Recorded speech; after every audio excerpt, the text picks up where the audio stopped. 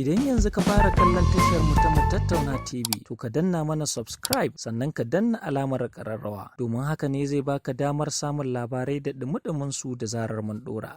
Mu tattauna TV, labaran Hausa da dumi-dumi. Babbar kotun tarayya da ke Abuja, babban birnin Najeriya, ta yi watsi da karar da wasu mazauna birnin suka shigar. A gabanta suna neman a hana rantsar da shugaban kasar Najeriya Ahmed Bola Tinubu. Yayin da yake yanke hukunci ranar Talata, alƙalin kotun mai shari'a Iyan Eko ya umarci masu karar da kowannensu ya biya naira miliyan 10 ga ministan shari'a kuma Attorney General na kasar. Masu karar dai na ikirarin cewa shugaban kasar Bola Tinubu bai samu kashi 25 cikin 100 na ƙuri'un da aka kada a babban birnin tarayya Abuja ba, don haka suke ganin bai cancanci zama shugaban kasar ba. Mai shari'a Eko ya ce masu karar ba su da yancin shigar da karar a kotun, yana mai cewa a gaban kotun sauraron korafe-korafen zaɓe ne kawai ya kamata a shigar da karar a maimakon babbar kotun tarayya da ke Abuja.